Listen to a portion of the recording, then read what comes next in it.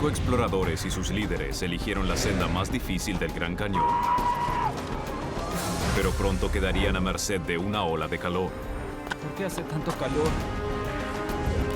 Y el agua se les terminaba. ¿Es ahí? Lo que empezó como una aventura se convirtió en una lucha por sobrevivir. En un cañón lleno de peligros letales, 3 muchachos de 15 años arriesgaron sus vidas en una carrera desesperada por conseguir agua. ¡Rápido!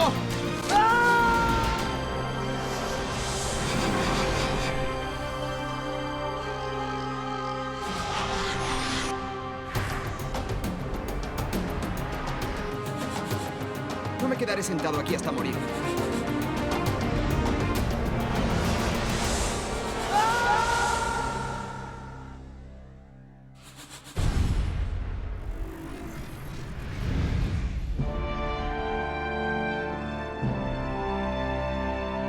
El Gran Cañón en Arizona es el más grande de la Tierra, de 29 kilómetros de ancho y casi 1,5 de profundidad. Por su tamaño es uno de los lugares más extremos para explorar, atrayendo a miles de aventureros por año.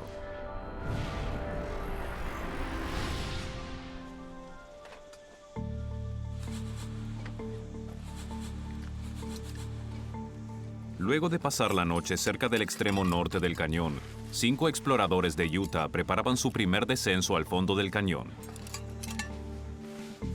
3 de los muchachos son muy amigos. ¿Eso es tocino? Sí. Mark Coons, de 15 años, explora desde hace 4. Podría haber comido algo de eso esta mañana. Lo guardo para el desayuno de mañana. Ser explorador era importante para mí. Era explorador águila, el rango más alto de los exploradores, y eso significaba mucho en mi vida. Mark era amigo de Jordan Weinegar, que iba al mismo colegio que él en Bountiful, Utah. Todos nosotros crecimos en el mismo vecindario. Fuimos a la escuela juntos y estábamos entusiasmados de pasar tiempo juntos para unirnos y divertirnos. Está pesada con toda esta agua. No, me parece que es el tocino. Primera regla, ser amable con quien lleva el desayuno. Buen punto, Mark. Quizás debería llevarla yo. Ni lo sueñes. El tercero era David Phillips. Él era el más experto de los 3 y también el bromista del grupo.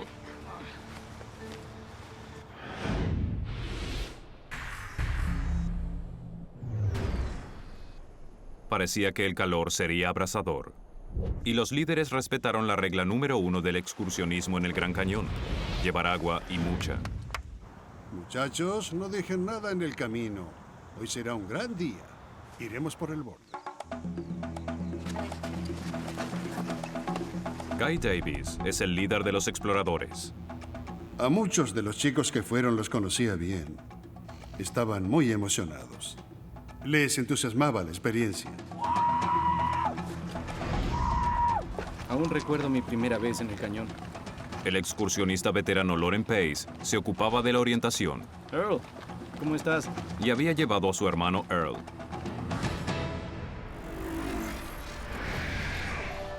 El grupo ya había caminado 3 horas a campo traviesa hasta el campamento de la primera noche. Haría el primer descenso siguiendo el camino no marcado del arroyo Little Nankoweap. Era un sendero peligroso con inclinaciones abruptas que caían 1,200 metros al río Colorado. Ahí buscarían agua y regresarían por la ruta más fácil. El grupo debía regresar en 7 días.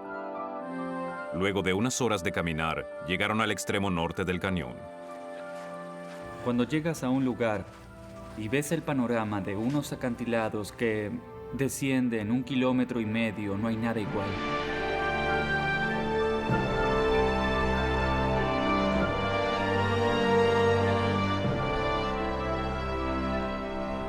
Allí iremos. Hasta ahí abajo. Vaya. Es increíble. Este lugar es increíble. Entonces, la magnitud de lo que hacían los impactó. ¿Iremos hasta allí abajo? Si te aburres de caminar, hay formas rápidas de bajar.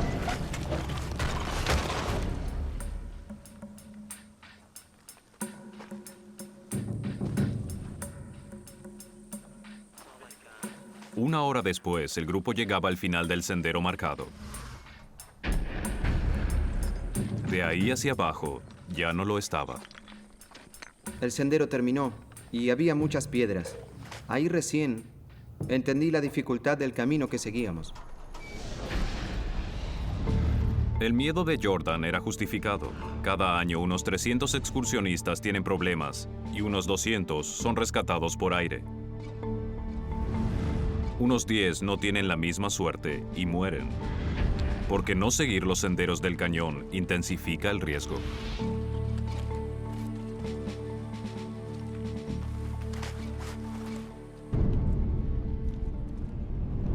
Sí, aquí estamos, amigos.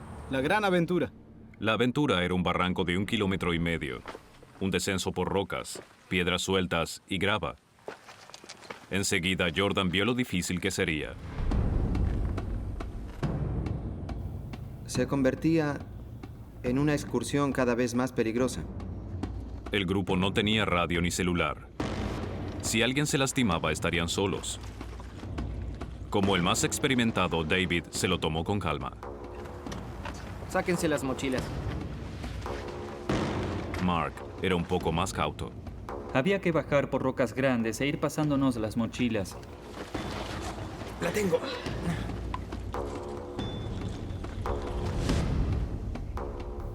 En ese punto, más que caminar, era alpinismo.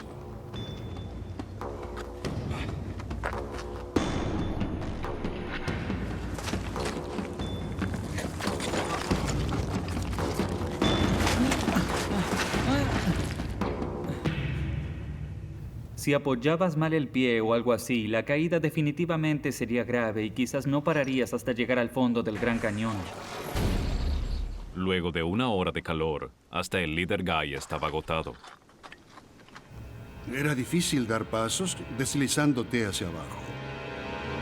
De pronto Guy perdió el control.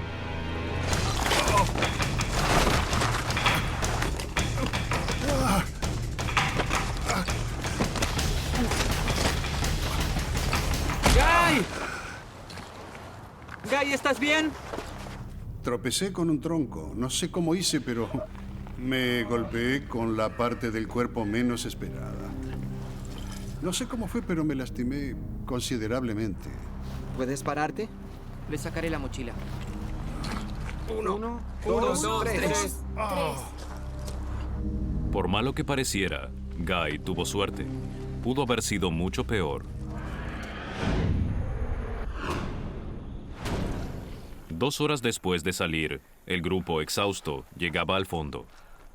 Habían bajado más de 300 metros. No había vuelta atrás.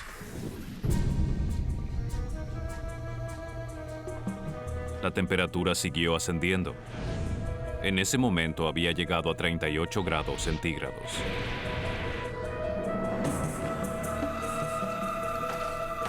Enseguida comenzaron a sufrir las consecuencias del sol. ¿Por qué hace tanto calor? Es extraño. Mañana estará más fresco. Pero no lo estuvo. Por encima del grupo, una zona de alta presión de más de 1.600 kilómetros se acumulaba hacía días. Eso elevó la temperatura del cañón. Y la ruta de descenso al río era una de las más expuestas. Ahí fue que vimos que no teníamos sombra. Desde ese momento, no habría más sombra. No había dónde esconderse, estábamos expuestos. Nos sofocaba y nos deshidratábamos. Luego de un día de caminata, el calor y el gran esfuerzo ponían en peligro el recurso más preciado del grupo. Nos alarmó la velocidad a la que consumíamos el agua. Ya habían consumido 3/4 del agua que tenían. El único lugar donde habría más era el río Colorado, pero estaba más de 600 metros abajo, a 1 día y medio de un camino difícil. Con ese calor, el agua se les acabaría antes de que llegaran. Mientras caminábamos, en lo único que pensábamos era en el río. Pero pronto descubrirían que el calor abrasador no era el único peligro que enfrentaban. Dave, no te muevas. Tienes un escorpión en la espalda. Una picadura inmovilizaría a Dave y haría más difícil la llegada al río. Cuidado.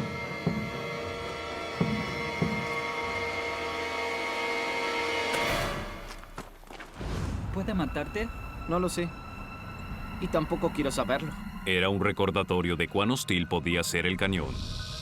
Además de escorpiones, había miles de serpientes cascabel. Pisarlas era muy fácil. Si alguno era mordido, moriría antes de llegar al hospital. Vamos, sigamos.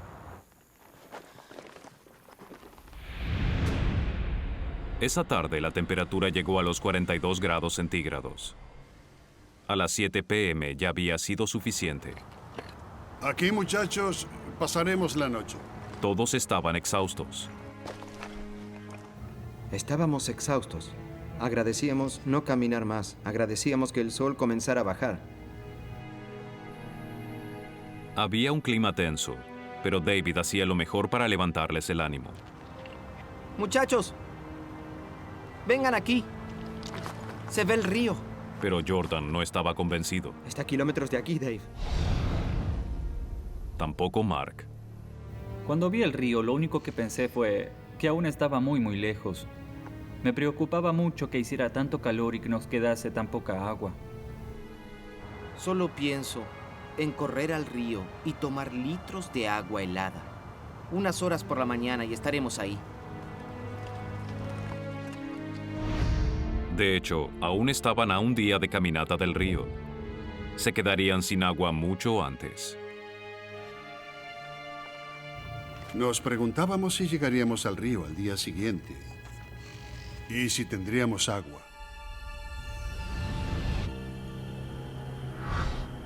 Definitivamente esa noche me impactó y me sorprendió descubrir que algo que debía ser divertido se convertía en algo aterrador.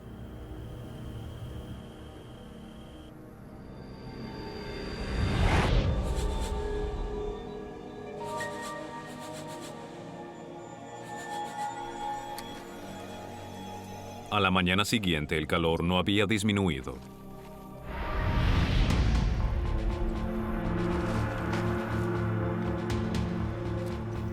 Sentíamos el cuerpo deshidratado. Sentíamos el calor. Sus cuerpos sudaban unos 2 litros de agua por hora y se deshidrataban rápidamente. Eso haría que las neuronas se secasen, provocando equivocaciones y hasta alucinaciones, porque se perdían fluidos del torrente sanguíneo, les bajaba la presión, se mareaban y hasta podrían desmayarse.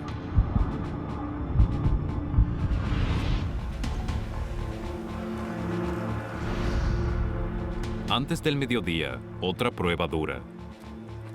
Una pendiente abrupta por un sendero traicionero.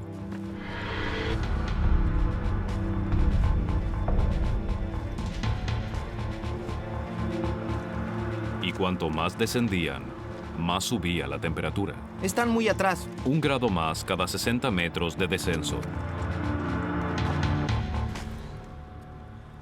A mitad de camino, pararon para recuperar el aliento y tomar algo desesperadamente.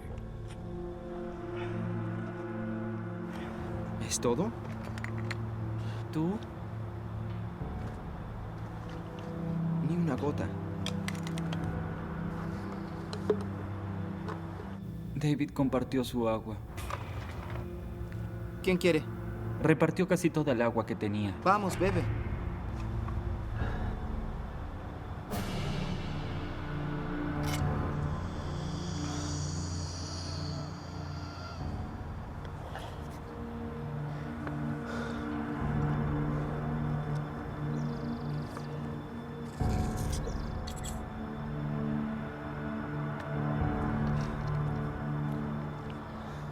Es todo. Era un desastre. No tenían más agua que los salve y aún faltaba medio día para llegar al río. No teníamos agua. Sabía que no podíamos distraernos ni perder más tiempo porque si no estaríamos en problemas. Vamos. Vayamos al río.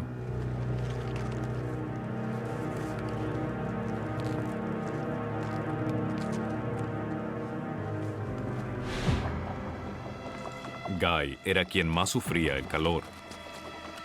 Se quedó atrás. Era como estar en un horno. Estaba físicamente exhausto. La grave deshidratación de Guy le generaba mucha presión al cuerpo. Finalmente, se rindió.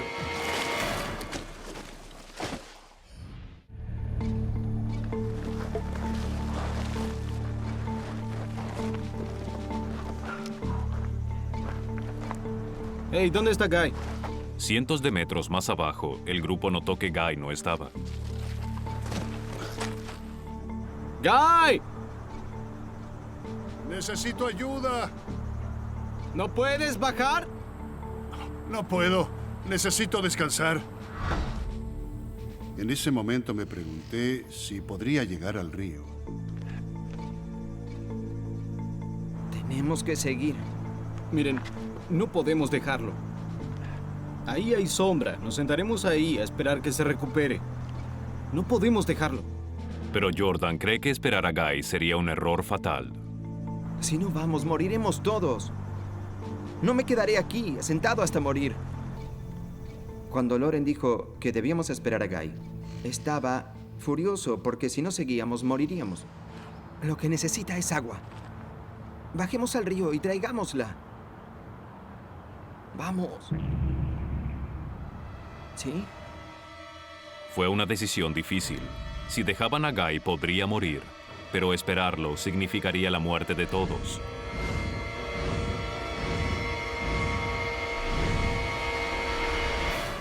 Sí, de acuerdo.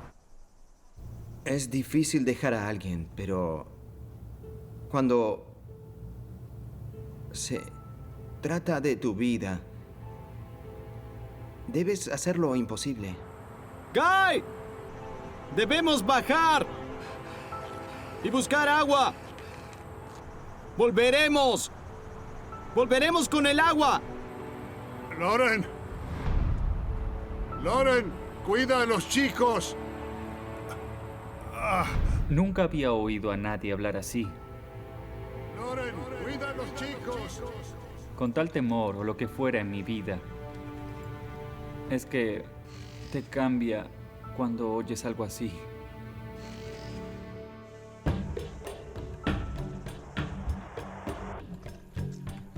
Dos horas después, el grupo estaba desesperado por una gota de agua.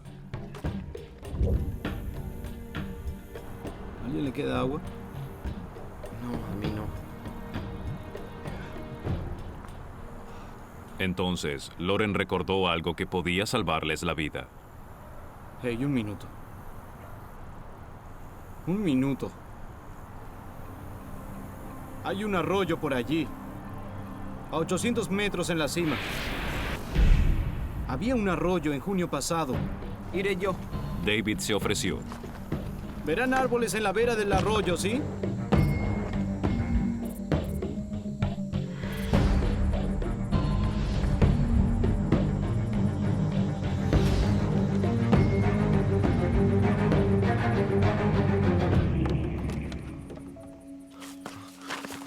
Fue una decepción. El arroyo estaba seco.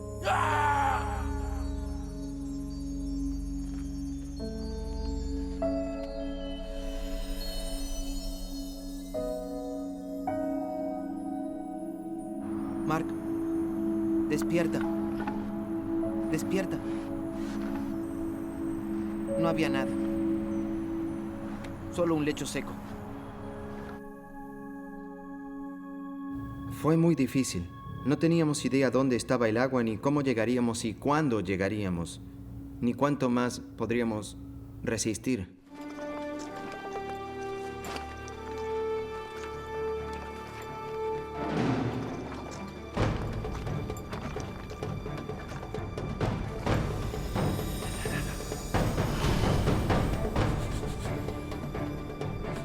Tras 6 horas sin parar, aún tenían un largo camino hasta el río. La temperatura había llegado a los 44 grados. La deshidratación y el cansancio comenzaban a sentirse. Nos debilitábamos rápidamente. Habíamos reducido extremadamente el ritmo.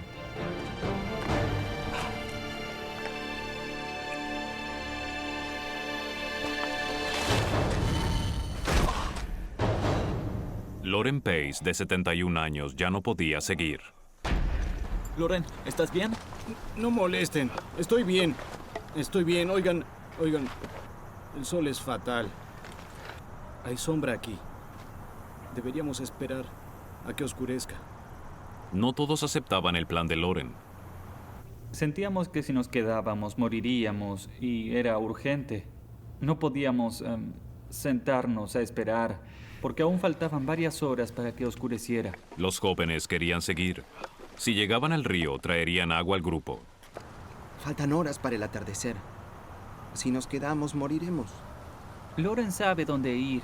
Bueno, entonces nos dirá dónde ir. Vamos. ¿Quieren quedarse sentados o hacer alguna cosa? Hagámoslo.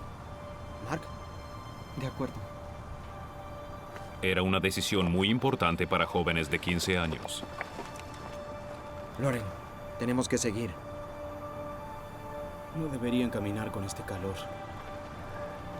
Nos vamos. Cuando dejamos a Loren y Earl debajo de la roca, no sentimos que fuera una decisión. Era un deber. Con las instrucciones, los adolescentes partieron. Estaban solos.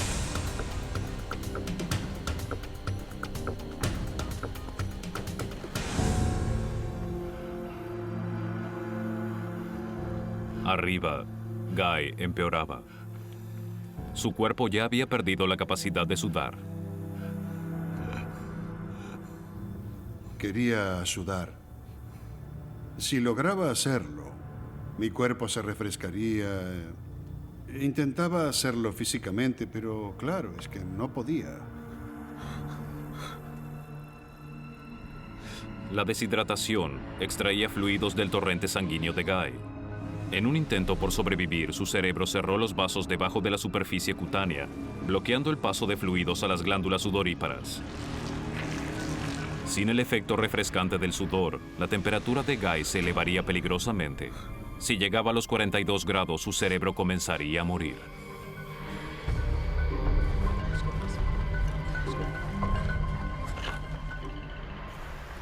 A Loren le preocupaba que los chicos estuvieran solos y envió a su hermano y a los exploradores con ellos. Pero los tres jóvenes ya habían avanzado mucho. Caminamos por horas y sentíamos que no avanzábamos. Parecía que no llegaríamos nunca. Desesperaban por llegar al río. Tenían que hallar el camino.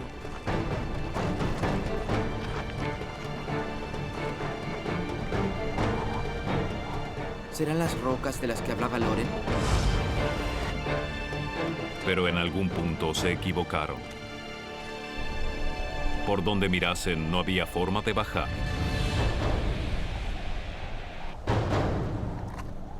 Era un acantilado de 60 metros. Prácticamente no podíamos verlo. Un camino sin salida. No hay forma de bajar.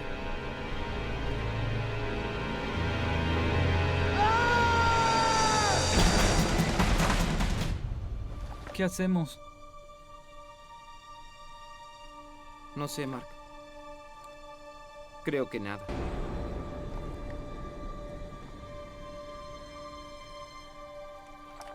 El río estaba fuera de su alcance. Ahora solo pensaban en ocultarse del sol.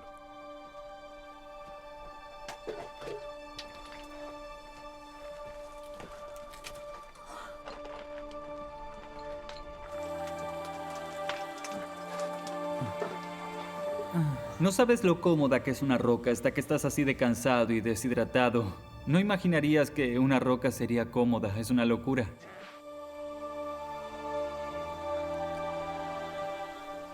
Recuerdo haber visto un lugar debajo de una roca que estaba como cóncava. Fue la posición más cómoda que jamás sentí. Arriba, Guy también estaba mal, y le preocupaba que los rescatistas no lo vieran.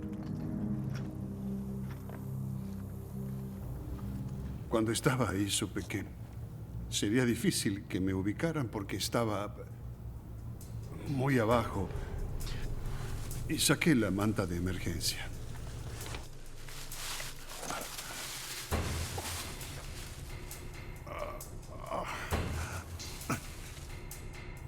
Estiré la manta de emergencia por si alguien pasaba volando o caminando y viera dónde me encontraba.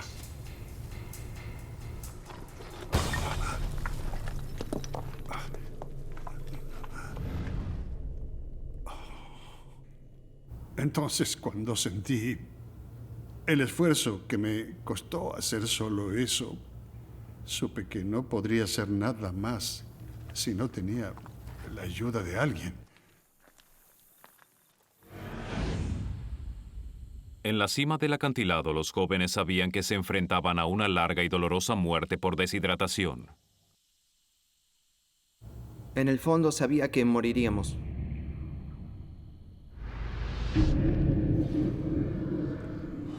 Estaba débil.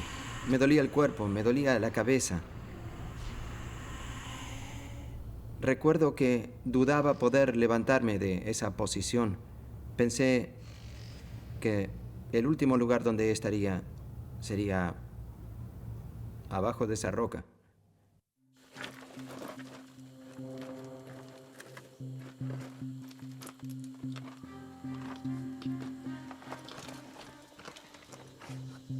Era una situación triste. En ese momento estaba por cumplir 16, ni siquiera conducía. El solo pensar en mi familia, que no vería más a mi mamá y a mi papá, era muy triste.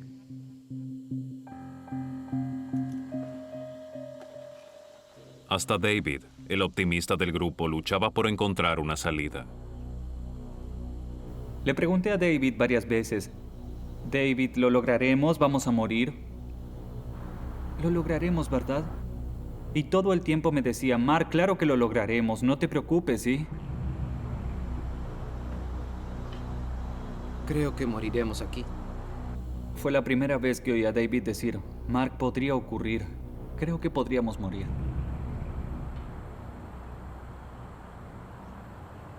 Short, ¿me das una lapicera?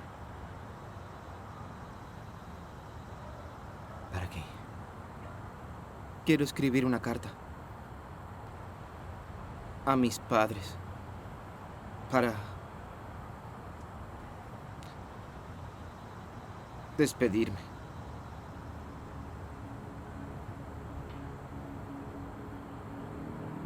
No seas tonto, Dave.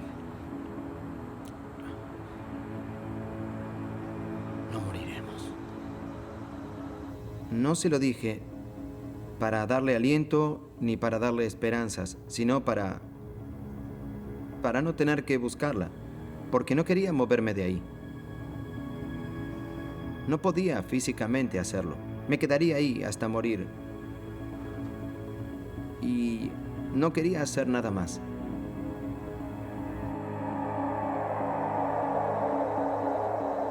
Perdían y recuperaban la conciencia. Sus neuronas se secaban, los fluidos se espesaban y las señales que transmitía el cerebro eran confusas. Eso generaba imágenes raras y vívidas. Soñé que estaba en un ataúd, veía a mi familia pasar a mi lado y a mi hermano llorando, desconsolado.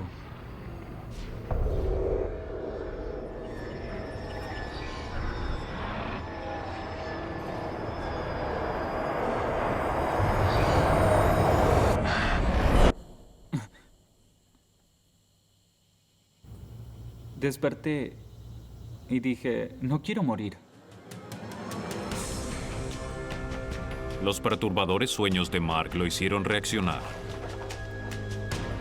Tomó una decisión drástica. En un último intento por llegar al río, bajaría por un acantilado de 60 metros. No tenía idea a dónde iba y no era alpinista ni mucho menos. Pero decidí que tampoco podía quedarme.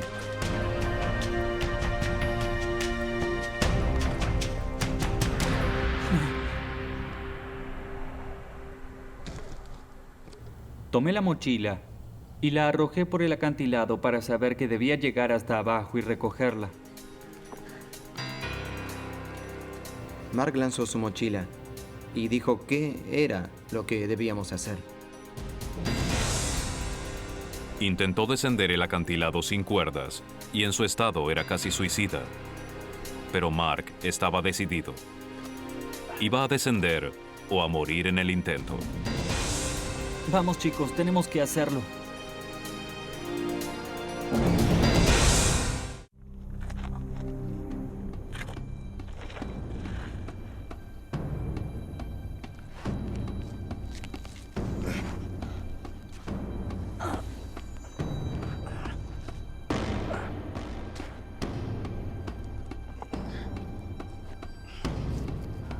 Hasta para alpinistas experimentados era un descenso peligroso. Mark no tenía cuerdas y jamás había escalado en su vida. Una caída desde esa altura lo mataría.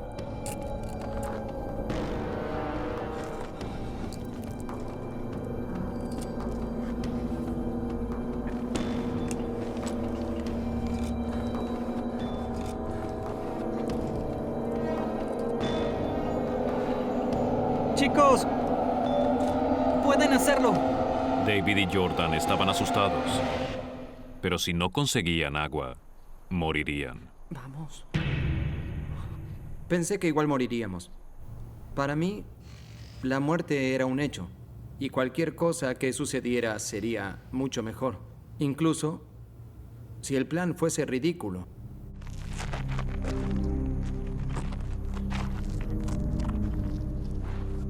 Con los latidos acelerados, comenzaron a descender al vacío.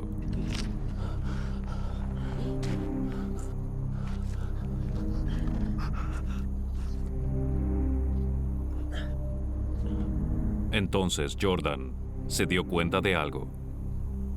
Dave, ¿cómo subiremos otra vez? Con el resto.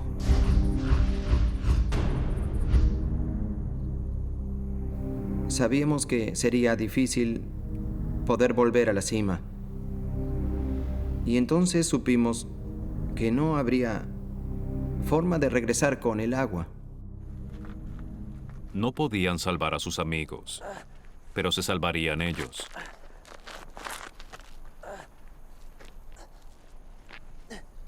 Bajamos por un acantilado que era terrible, porque sabía que si nos caíamos moriríamos.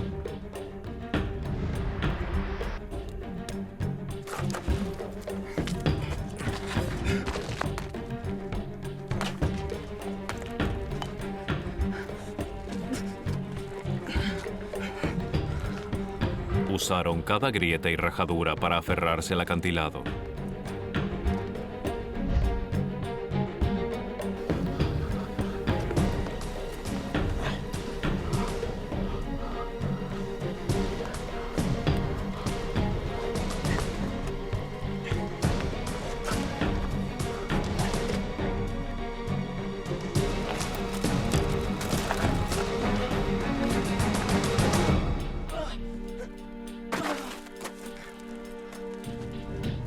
Mark llegó.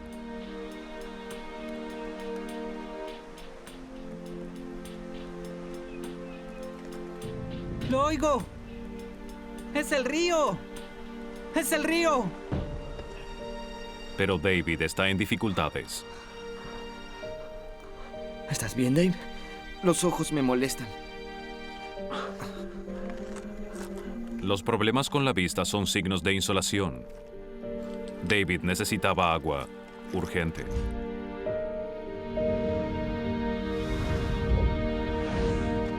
Era un descenso peligroso, pero David y Jordan finalmente lo lograron.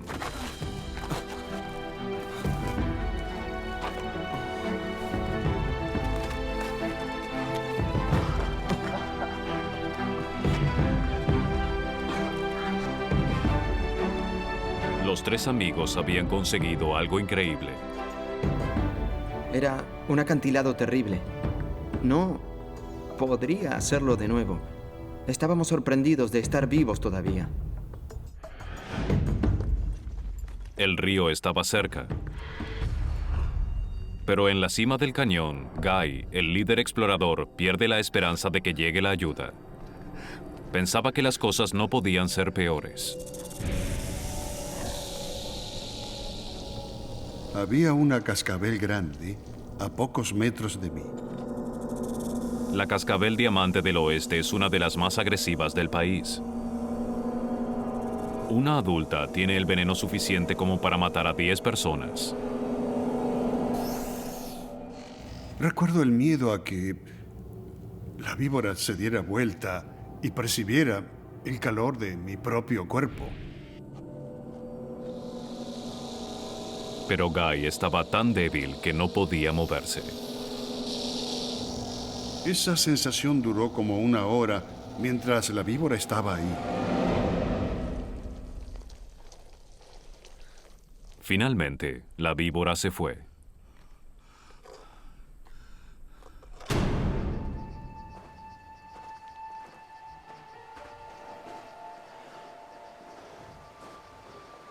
Los jóvenes continuaron una hora, pero aún no llegaban al río. Oíamos el agua y parecía tan cerca. Pero llegábamos a una esquina y a otra y a otra. En cada esquina pensábamos que era la última, pero no lo era.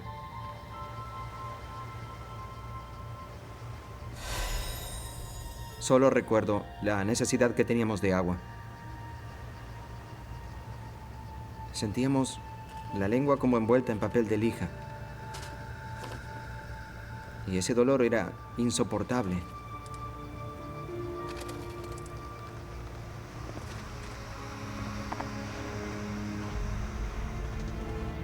Recuerdo que Dave se quejaba de la vista. «Vamos, Dave, ya casi llegamos». Y temblaba. Todos temblábamos.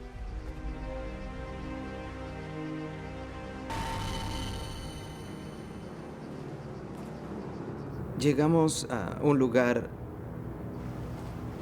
donde había un árbol caído que atravesaba el camino.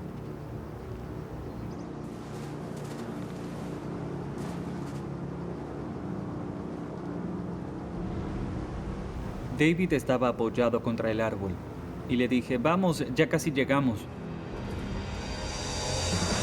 En ese momento, él se desmayó. David. Dave. ¿Estás bien? Mark y yo nos acercamos. Dave. Recuerdo que los ojos se le fueron para atrás y su respiración era agitada. ¿Nos oyes? Sabíamos que estábamos en problemas. David sufría una seria insolación. Lo único que lo ayudaría sería el agua.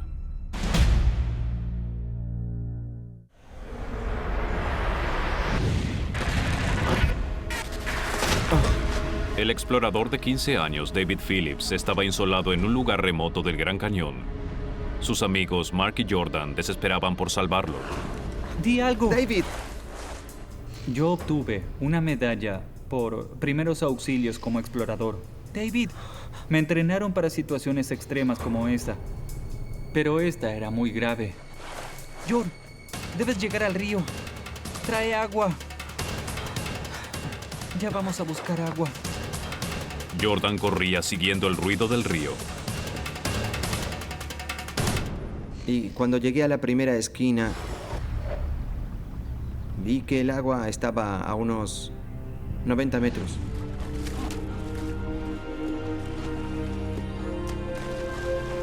Recuerdo llegar al agua y sentirme tan agradecido.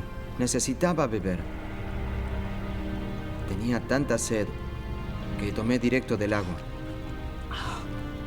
Pero en ese momento había otras prioridades. Dave necesitaba el agua.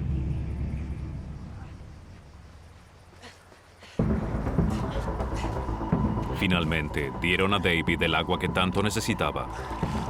¿Por qué no la traga? pero David parecía no poder tragarla.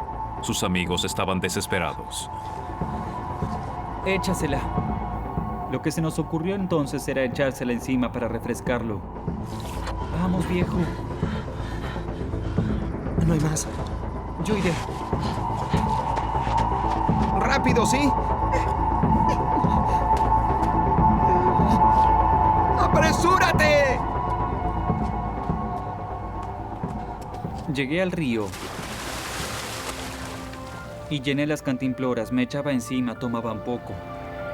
Y cuando saco la cantimplora del agua,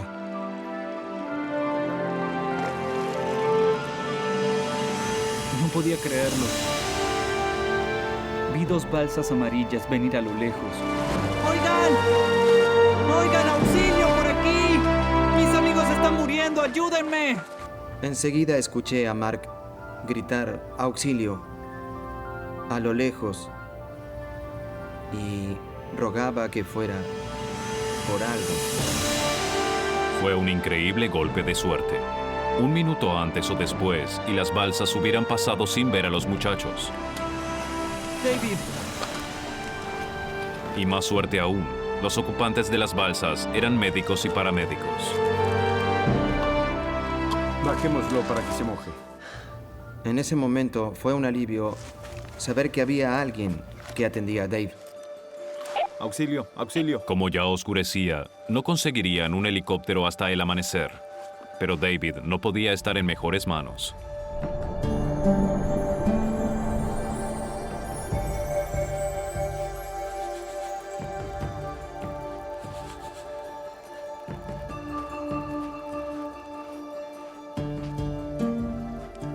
Pareció una eternidad el tiempo que lo atendieron. No sabíamos si sobreviviría. No sabíamos si moriría. Aún está hipotérmico.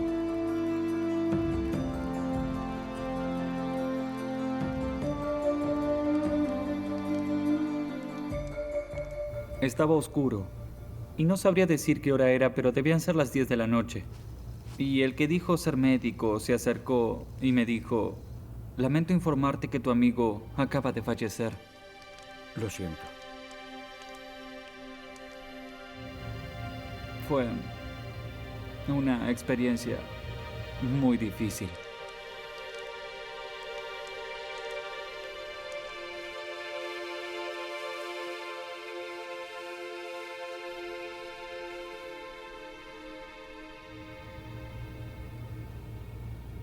Nos rompió el corazón saber que nuestro amigo había muerto.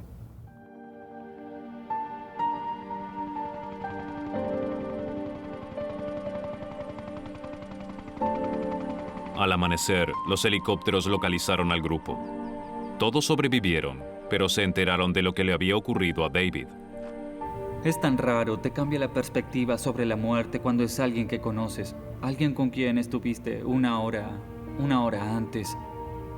Unas horas atrás había estado lleno de vida y feliz, y luego había muerto. 10 años después, Jordan es policía en Utah y Mark estudia para ser dentista. Aún son buenos amigos. Ninguno jamás olvidará a su gran amigo David Phillips y ambos siguen en contacto con la familia de él. El informe policial del desastre declaró su muerte como accidental.